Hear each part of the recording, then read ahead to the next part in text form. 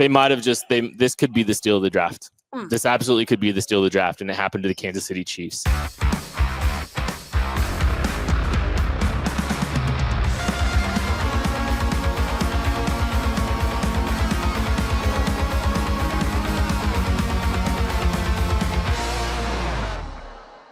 The Kansas City Chiefs, with pick 32 of the 2025 NFL Draft, are selecting Ohio State offensive tackle Josh Simmons. Yes. This is great.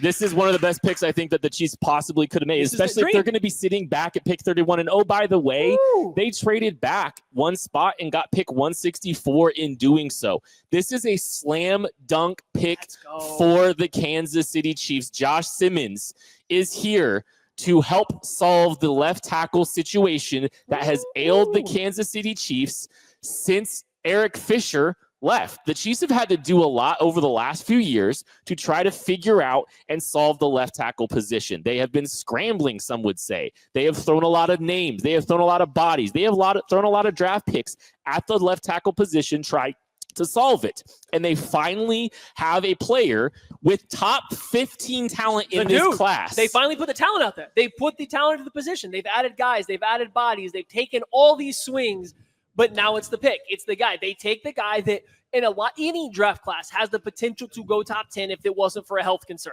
The way he was off to a start early in his season again for Ohio State before the injury and at the Oregon game, phenomenal football player. People were moving him up the draft boards like crazy. He is the guy that gets picked here. I think this is the pick. This was the best case scenario for the Chiefs. Now, some people are going to have, let's just go head on into the reservations. He is coming off a torn patellar tendon, which is an injury that has, sidetracked a lot of players' careers. Here's the thing. The Chiefs actually got hands on him. They got to see him. Their doctors looked at him and they said, we're pretty good with that. Who am I? Who are you? Who is Tucker to disagree, right? Like, who are we to disagree with their opinion on his knee right now? We just have to take the player for what he is. And you cannot find me an offensive tackle who has better tape in this draft class than he did against Iowa. Maybe it's not the highest of level of competition, but Iowa sends guys to the NFL year over year. His game against Iowa is top-end tape in this draft class. Great pick for the Chiefs. He's the 14th ranked player in the KCSN draft guide. He was borderline first round tape. I mean, we were very close to giving him a first round grade, one of the 10 first round grades that we gave out this year. And he was bordering on that. Matty, I mean, even on your personal grades, you're even closer to giving him that first round pick. And I lowered that. I lowered that because I started to have a little bit of reservations because it's like, that knee injury, that's a real injury. So I went back in and lowered it a little bit. He was my OT1 for a while. And then I dialed it back because I don't know where you come out from this. I don't like to weigh medical stuff, but I don't know where you come out from it. And I don't know if that's fair. So when I went back and redid my horizontal board, I moved him back up into the first round. Like, people that have the KCSN draft guide, you can see that in the back there. There's a link to it. He's my offensive tackle too for the Chiefs, only behind Mimbaugh. And that's still because I'm trying to weigh in a little bit of the injury concern.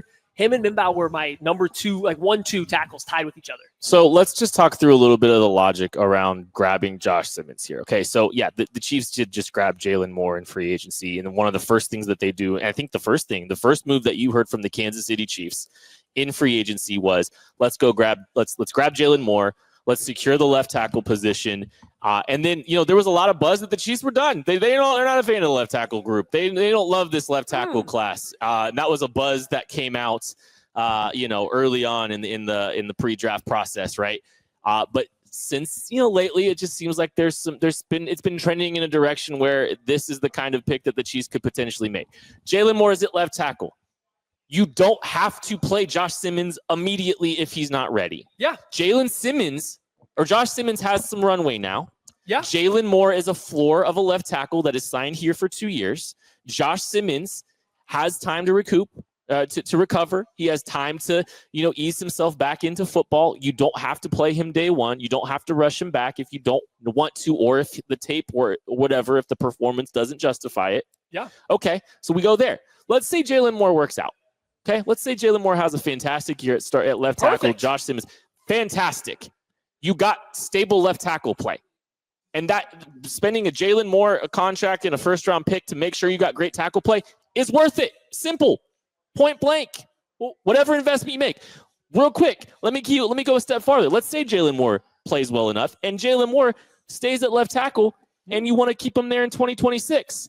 You can move on from Jawan Taylor and plug in Josh Simmons, who played right tackle at San Diego State in just a year or two ago. So now you've got both tackles solved for 2026. This is a move that makes way too much sense. This specific player in this draft at this position was one of the most logical moves I think that the Kansas City Chiefs could make, and they did it while getting an extra pick out of the deal. Right. And no, and I'm glad you went to that, because I've seen people say, what if Jalen Moore plays great and Josh Simmons is not a starting left tackle year one or whatever? Like, okay, they got a starting left tackle for $15 million, and now they have their starting right tackle in the future after he completely recovers. Like, that's not bad use of resources whatsoever. No. But I mean, I think we need to talk about Josh Simmons, the athlete, or the player a little bit, right? We're talking about like all the off-field stuff. Listen, here's a guy that has the traditional, like the typical offensive tackle frame, right? He is the size of a left tackle. He has the length. He has the size. When you look at his build, he looks like an offensive tackle. Then you watch him play. He's incredibly smooth out of his stance. He covers distance in his kick slide. He has amazing balance. He gets to all of his landmarks sometimes. Like, you're really nitpicking to find holes in his game. Oh, maybe when somebody lands their hands perfectly inside his chest, they can challenge his anchor a little bit. That is true. But you know what I've seen from him? He is able to, he kind of uses like the hips forward technique. So when he comes in and has to anchor, he goes up and under, and rather than trying to scoot back, he gets up and under, drives his hips up into him, just like Kent is doing. I don't have to do it now. This is perfect. And he slides up and under. He fights with leverage. Like, he knows what he's doing at the position. I think if you watch all the offensive tackles, he is the most complete package out of all the offensive tackles in here. You're just dealing with a guy that had a shortened senior season, which was his best year at Ohio State or his best year in college. But like, he checks all the boxes. The natural movement skills are there. The power's there. And that guy right back there, Mr. Patrick Mahomes, no longer has to get him killed off of his blind side. He no longer has to yell at his left tackle for being beat by the same move over and over again if Joshua Simmons is healthy. That's what you're going for if you're the Chiefs in this situation. Unless you want to jump in, Beach? Yeah, I want to jump in and share two things real quick. One, this was a player that the Chiefs got and a 5th round pick, and you were willing to trade up for and would have been completely happy with. So you should be ecstatic. Credit the Chiefs. Credit the Chiefs for knowing the board and being able to navigate that too. Like, that's a big credit to them as well. Yeah, it worked out perfectly in that regard. Yes. So was that the only other? I thought you said you had 2 things. Yeah, it for right now. Okay. I think the other thing about this, so like you look at the left tackle spot and the issues that this team has had. Okay, why have they had those issues? Well, just look at these highlights. I'm sorry, just look at these highlights. Like, they're rolling. Like, watch this guy get out in space. Watch him slide back in his pass protection sets. Like, it is some of the most clean left tackle play you're going to see. Right? I have no shots at anybody, but this isn't how Kingsley looked. This isn't how Wanya Morris looked on film last year, right? Everything is smooth. Everything is checking the boxes. You're not saying, oh, if we fix X, Y, and Z, this can work. He's already checking all those boxes, plus has the athleticism that you look for. So this is let me get back to what I was gonna bring up here a second ago, because like, you're right. I mean, this is the point. If Josh Simmons is healthy, the Chiefs have absolutely zero chance of acquiring this guy. He's gone in the top 15 picks. He's probably a Chicago Bear, something in that vein. That's the kind of talent that this kid has.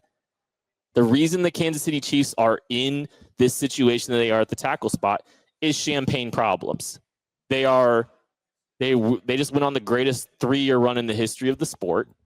They've been picking in the 30s forever, and they have had struggles being able to take a guy of his caliber and of his talent, because guys like Josh Simmons go in the top 20, top 15. Guys like Josh Simmons don't leave the organization that drafted him. This is a 2-contract type player at the left tackle position. This is a guy that could be the tackle for the Kansas City Chiefs for the remainder of the Patrick Mahomes era. Now, BJ's got to jump back in here. Yeah, sorry. This is also a player, when it comes to the injuries, that there's not a person in or around the NFL that Andy Reid trusts more than Rick Burkholder. And for this player to be selected in the 1st round got Rick's seal of approval, which means something for as long as he's been doing this. So, yes, there's the injury concern, but obviously they've gone through all of the checks. And if Rick signed off on him, you got to feel good about.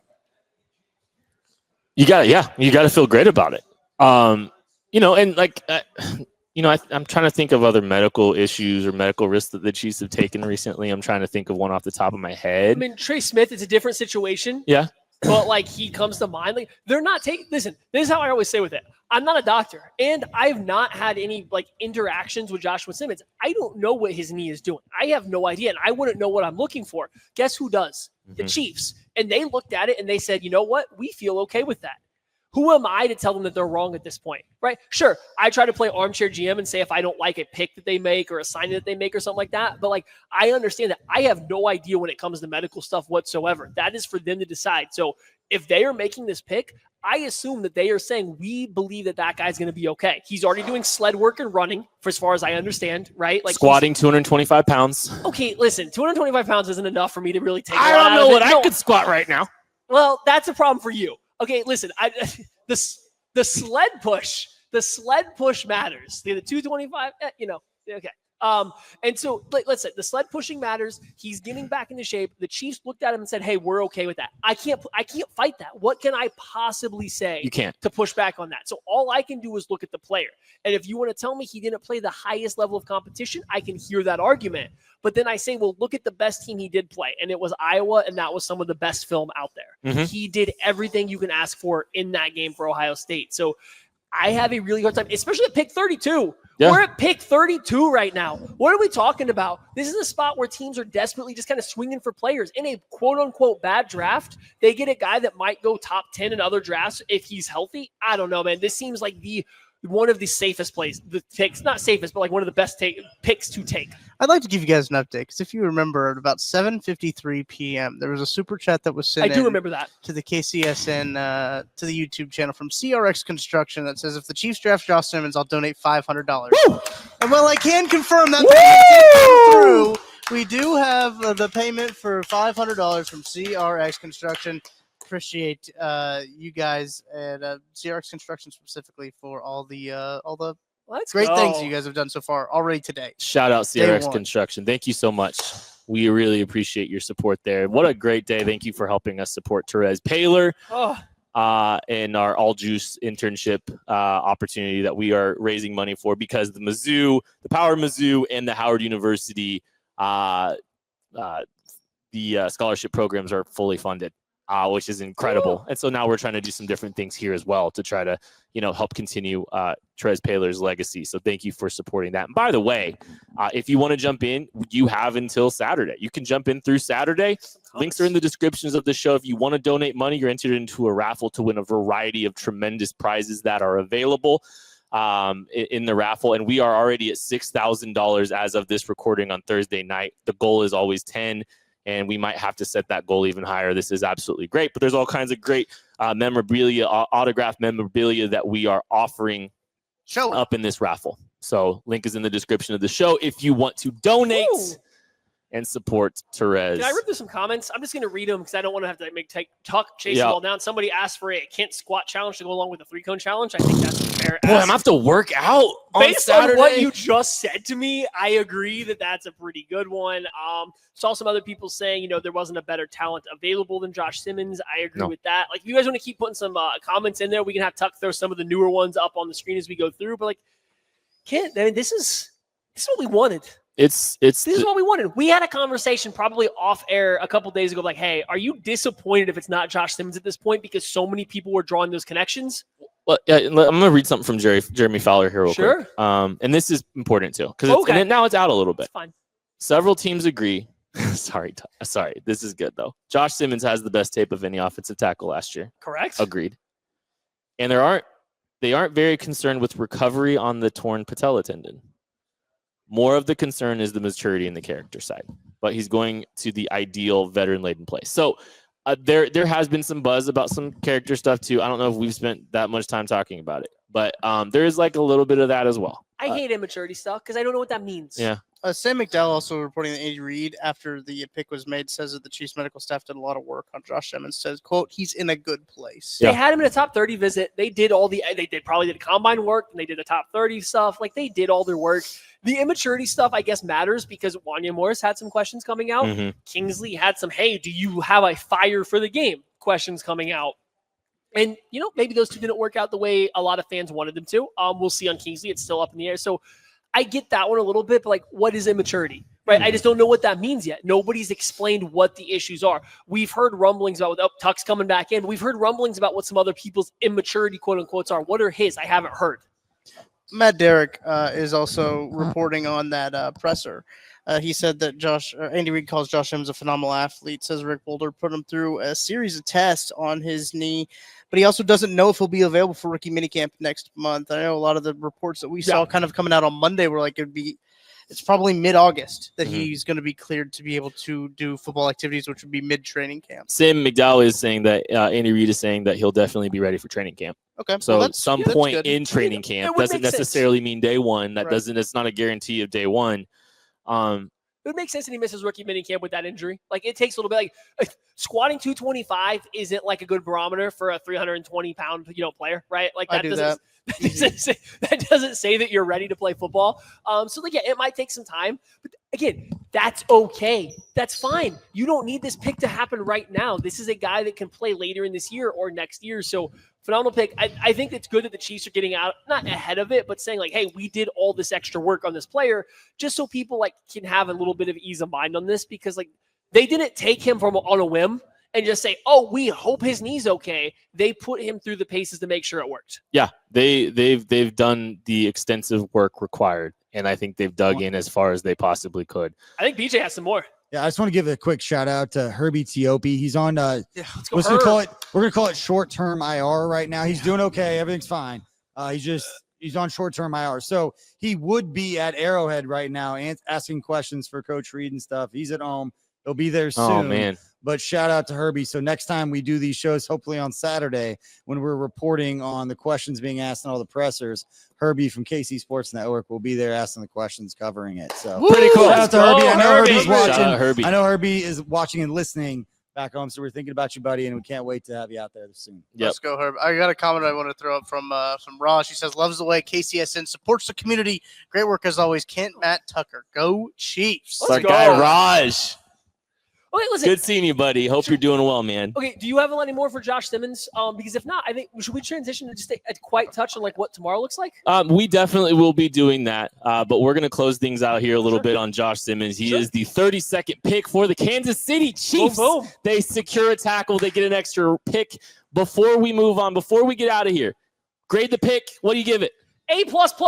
Look at the shirt. All masterminds. You fix the trenches first. You keep that man right back there, Mr. Patrick Mahomes, not that version, but the real version. You keep him upright and you win Super Bowls. When he's on his back getting hit by players on a 4-man rush over and over, you lose him twice. Don't let it happen. Get the best tackle in the class. Go. 32. Picked up a day 3 pick. We did an article today. Did we? On KC Sports Network. We all predicted our tackle or our Really? picks, who we thought was going to be picked. Who did you pick? Joshua Simmons, offensive tackle at Ohio State. Who did you pick? Joshua Simmons. Oh, let's go. Ohio State. Yeah, no chance. A+ for me. That's the home run pick. That's the best pick I think I could have imagined for the Kansas City Chiefs. I'm beyond thrilled. And guess what? Here's where it gets even more fun. The Chiefs have a ton of picks left on Friday, on Saturday. They've got opportunities to make other positions better, but they've done a fantastic job taking care of this pick. And I think this has the chance to be one of those picks that everybody looks back and says, why did they let the Chiefs do that? Why did they let the Chiefs get that guy? Those tweets should be out there. They were out there about Xavier Worthy, who is a very good player, and I think he has a very bright future for the Chiefs.